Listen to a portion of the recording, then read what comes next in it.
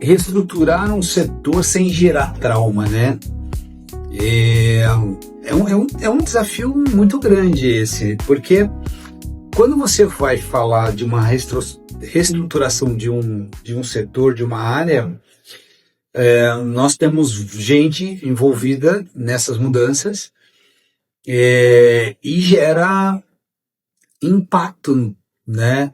Gera aquilo que a gente diz, principalmente quando o ser humano é mais inseguro, né? Gera medo, gera angústia, gera ansiedade.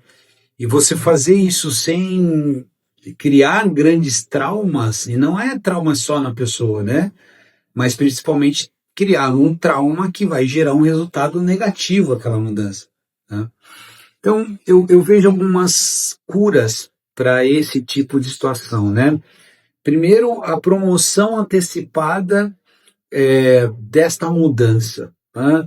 O que a companhia está esperando disso? Porque, geralmente, quando você fala nesse tipo de mudança, as pessoas pensam no quê? Em desligar, em reduzir. Então, acho que fazer uma leitura, uma promoção disso de forma antecipada é uma dica muito interessante, né? Segunda dica, a comunicação, né? Então, toda a mudança que você faz, você acaba tendo que comunicar ela, né? Porque a comunicação, ela é muito,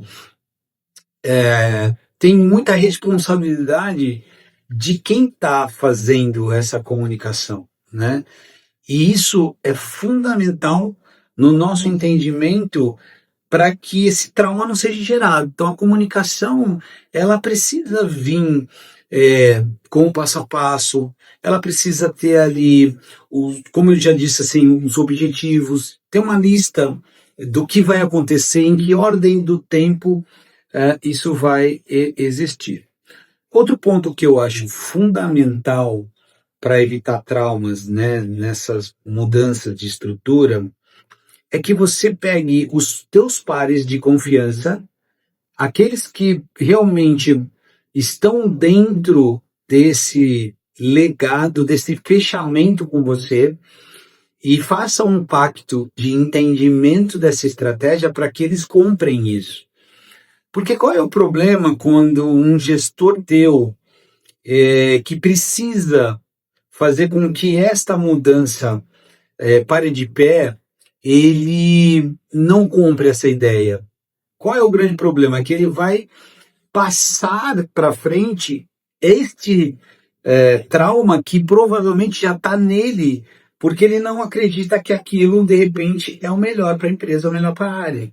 Então você precisa estar fechado com algumas pessoas que compreendem de forma tácita aquilo e coloquem ali o seu comprometimento e a sua autorresponsabilidade para aquilo. Por quê? No momento que vier as pessoas que vão de alguma maneira ter sentimentos negativos ou contra aquilo tudo, essas pessoas que você fechou com elas, elas vão vir na frente, elas vão estruturar as razões, elas vão pavimentar o caminho para que esses traumas sejam evitados. E mais do que isso, para que seja feita de uma maneira mais suave toda essa mudança. Porque às vezes ela é uma mudança tão estrutural, ela mexe tanto na companhia ou na área, porque fica mais difícil ainda você pavimentar o caminho, já que existem muitas pessoas envolvidas naquilo. Então, trazer para você as pessoas que estão mais próximas e que são responsáveis para que isso dê certo é fundamental, né? E acho que, por último, você ter o entendimento numa mudança como essa, que você está trabalhando, uma mudança que é gente, são pessoas, são seres humanos. Às vezes você fala assim, mas eu tenho que fazer isso porque foi determinado, né? A empresa está reduzindo, ou a empresa está mudando, está juntando uma área, enfim.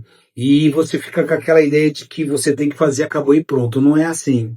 Você precisa entender que do outro lado tem pessoas e que essas pessoas te levaram até aquele lugar.